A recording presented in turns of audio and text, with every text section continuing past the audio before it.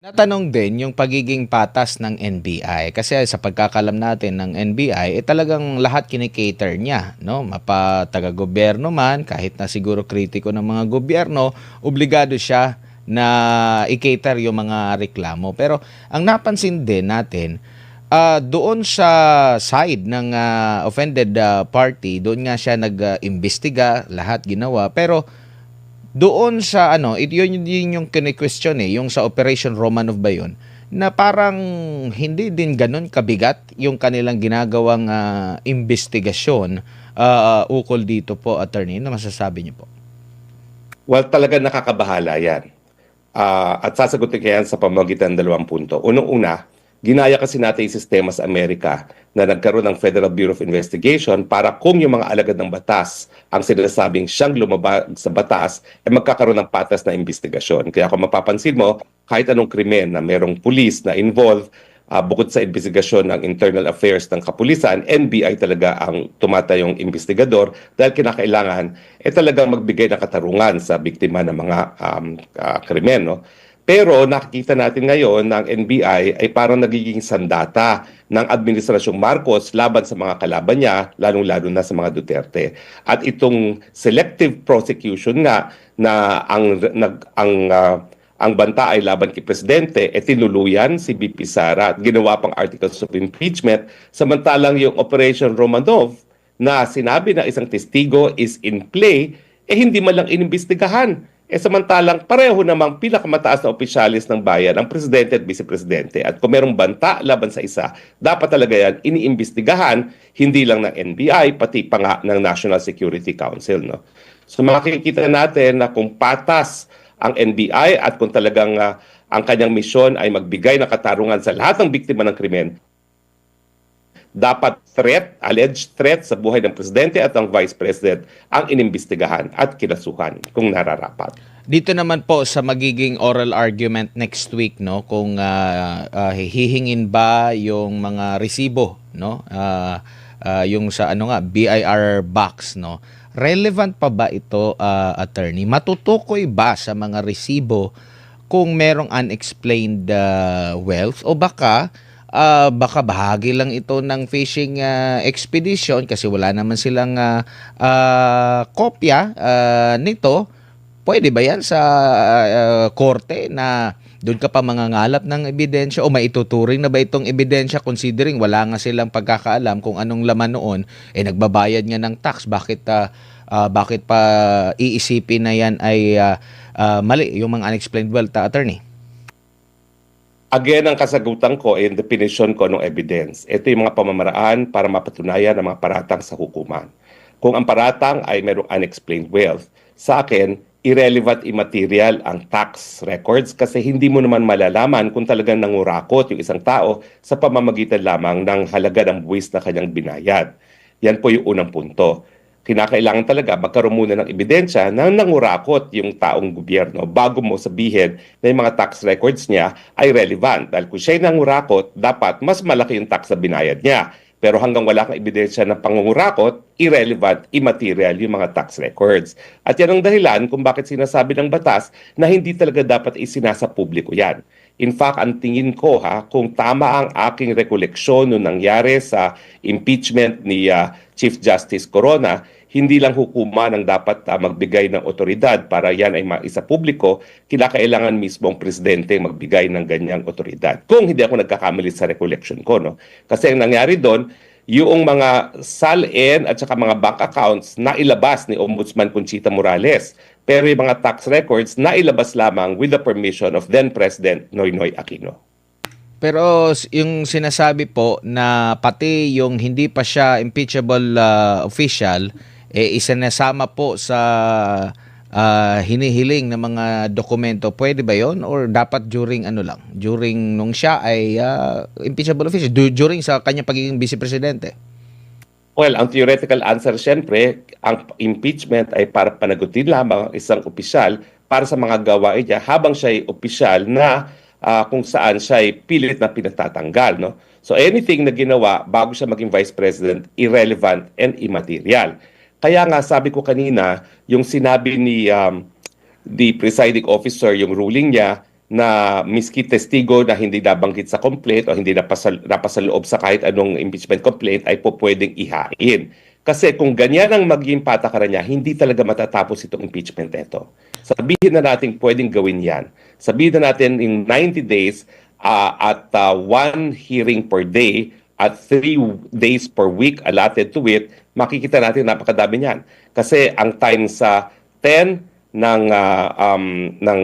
naku, hindi ko alam kasi yung aking math no, mahina ako sa math, no, pero that's 90 witnesses na ipipresenta mo at 3 witnesses per week lamang. So per month, it's only 12. So can you imagine kung ilang buwan matatapos yan, no? Hindi lang pala July, August, baka mamaya hanggang Nobyembre, Oktubre, baka nangangampanya na, naghihiring pa rin. Unless yan talaga ang kanilang pakay para masira talagang kandidatura ni VP Sara dahil maski hindi pa siya mapatunayan nagkasala as late as November matapos na maghain ng Certificate of Candidacy, naglilitis pa rin sila at patuloy ang proseso na sinisiraan si VP Sara na para bagang analogous doon sa ginawa nila kay VP Binay minsan, no, na habang nagkakandidato na siya, patuloy pa rin ang investigasyon at sinisira ang pagkatao ni VP Binay. Ang pagkakaiba lang, wala silang mapapakitang ebidensya na nagpayaman talaga si VP Sara. Opo, dito tayo sa isa pang mahalagang issue, attorney, kasi dito sa unang 3 araw, pinanindigan ng presiding officer na si Senador Chis Escudero na 16 lang talaga, no? At along the way, walang nag-object dito at inaprobahan nila yung journal. Merong nag-clarify si Senador Ping Lacson, pero sinabi naman niya na hindi legal opinion, sabi ni Escudero, kundi yun talaga yung ruling nila. Maaari pa bang mabago ito? Case closed na talaga ito, attorney, at hindi na pwede mabago sa sinasabi mong 90 trial days? Hindi. Hindi pa yan nakaukit sa bato. Bakit? Yan ang intention nila nung hinalal nila si Win Gatchalian na wala silang quorum at wala silang 13 nung June 3 na di umanong pagpupulong ng Senado. Nais nilang isulong na kapag ang saligang batas ay tahimik, kung ilan talaga ang basihan ng majority pagdating sa quorum o di kaya yung basihan ng 2/3 pagdating sa finding of conviction, bukas pa rin ang issue kung ano yung basihan ng 2/3. Yan ba ay lahat ng mga senador o lahat ng senador na po pwedeng makaboto? Dahil kung sila ay aminado, nasusunod sila doon sa nakasaad sa saligang batas na all members means 24, dapat hindi nila hinalal si Win Gatchalian noong June 3. O di naman kaya, para pagpapakilala na talagang sinusunod nila ang saligang batas, maski sila ay nakaposisyon na, inimandihan nila uli yung rules nila para nga maka-elect ng iba pang presiding officer other than the Senate President. Yung kanilang pagpipilit na tama ang paghahalal kay Win Gatchalian noong June 3 at tama yung pag-aminda nila ng rules noong June 3 na po pwedeng maghalal ng panibago o hiwalay na presiding officer, nagpapakita na ang Senado may sariling interpretasyon kung ano ibig sabihin ng all members of their Senate. Opo, and meron pong pag-question doon sa pagpapalit ng presiding officer, attorney. Merong inihain sa Korte Suprema led by Attorney Israelito Torion. Ano naman po yung pananaw nyo po? Kasi yung pagkaka-approve ng mismong pag-amyenda ng impeachment trial, na itanong din ito ni Senador Alan Peter Cayetano. Una, 12 lang sila na nagboto doon, yung June 3, no? So questionable 'yon. Pangalawa, yung mismong pag-amyenda nila, wala daw 1-day notice. 'yon. Tapos etong halal sa kanya bilang ay kini-question ngayon. Ano po yung pananaw niyo po ukol dito? Well, sang-ayon ako kay Senator Cheese na walang kapangyarihan ang Senado na amendahan ang saligang batas. Ang kanilang pag-amenda ng kanilang rules dapat sang-ayon din sa saligang batas. Kung sila ay mag-aamenda ng kanilang rules, kailangan sumunod na ito ay aprobado sa pagpupulong ng kanilang Kamara kung kailan merong quorum. At ang quorum nga is majority of all members or 13 and not 12. So sa akin, nagbigay naman ng babala na siya Senator Alan Peter Cayetano, binasa rin ng magkapatid na Cayetano yung probisyon ng Constitutional Commission na hindi dapat magkaroon ng ibang presiding officer kapag ang linilitis ay ibang opisyalis at hindi naman presidente. At sinabi nga nila na kinakailangan merong procedural due process dahil pag hindi sumunod sa nakasaad sa saligang batas, pwedeng mabaliwala lahat ng mga gawain na hindi alinsunod sa ating saligang batas. So the warning has been made, hindi naman sila sumunod. No? Clarify ko lang, attorney, kasi nabanggit mo, sumasang-ayon kayo kay Senator Cheese doon sa pahayag? Yeah, Senator Alan Peter Cayetano, na there was a violation of procedural due process kasi nga kinakailangan sumunod sa saligang batas. At bagamat may kapangyarihan na mag-amenda ng rules ang Senado, kinakailangan yung pag-amenda alinsunod pa rin sa saligang batas na dapat merong quorum at walang quorum noong June 3 nung sila ay nag-amenda ng kanilang rules na pwede maghalal na hiwalay na presiding officer. Parang ang kanila namang paliwanag daw ay 12 sila noong nagboto sila doon sa pag-amyenda. Pero yung pag-approve naman ng journal, which is yun yung special session, ay 13 na sila. Pwede ba yun? Hindi. Kasi ang basehan, hindi yung approval of journal, kundi yung botohan mismo. Kasi ang Senado is a plenary, no? It functions as a plenary chamber. Ibig sabihin, gumagalaw sila bilang isang institusyon lamang. At para sila ay magkaroon ng official business, kapangyarihan na mag-conduct ng official business, dapat merong quorum. At ang quorum nga is 12 plus 1. Opo. No, ngayon, kasi nga, kini-question itong pagiging presiding officer ni Cheese. Pero kung mababasa mo naman yung mga komento ng ating mga kababayan, kung pagpipiliin doon sa dalawa, parang mas pabor na ang mag-preside itong si Senator Cheese compare kay Senator Win. Ano pong masasabi niyo po? Nakikita niyo po ba na magagampanan ni Senator Win ang pagiging presiding officer sakali man na i-declare na hindi yun constitutional? Well, sa akin nga nakakahiya.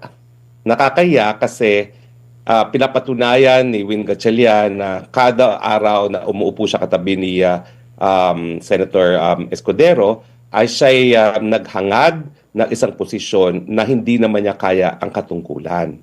Nung siya'y naghangad na maging Senate President at wala naman na pumilit sa kanya na maging Senate President, dapat sinigurado niya na kaya niyang gampanan ang lahat ng katungkulan ng Senate President. Kasama na yung pagiging presiding officer kapag ang linilitis ay hindi Presidente ng Pilipinas.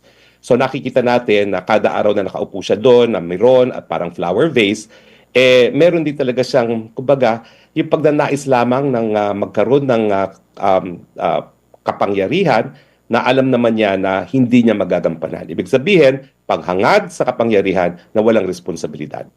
Huli na lang, attorney, mensahe niyo po sa ating mga kababayan kasi sabi niyo nga, mahaba-haba pa po ang babaliwalain lang ba o dapat tutukan ito ng ating mga kababayan ng lahat ng mga paghimay dyan sa impeachment court sa Senado? Well, sa akin, wag natin kakalimutan ang pakay nila dito. Ang pakay nila, sirain, tanggalin bilang banta sa kagustuhan ng Marcos administration na manatili sa kapangyarihan till kingdom come. Kaya wag nating ililihis ang issue. Ang issue pa rin ay bakit gusto nilang manatili sa pwesto ang kasagutan dahil ang pagnanakaw nasa dugo na ng Marcos mula pa ng panahon ng kanyang diktador na amang si Marcos Sr. hanggang ngayon na mas malala lang ang problema natin dahil ang Marcos Jr. ngayon ay bangag. So habang tayo nanonood dito sa kapalpakan ng prosekusyon na mapatalsik si BP Sara, wag natin kakalimutan na nais din nilang ilihis ang ating atensyon doon sa iba pang kasalanan ng Marcos Jr. kasama na ang lantarang pagnanakaw. Si Attorney Harry Roque, dating presidential spokesperson, maraming salamat.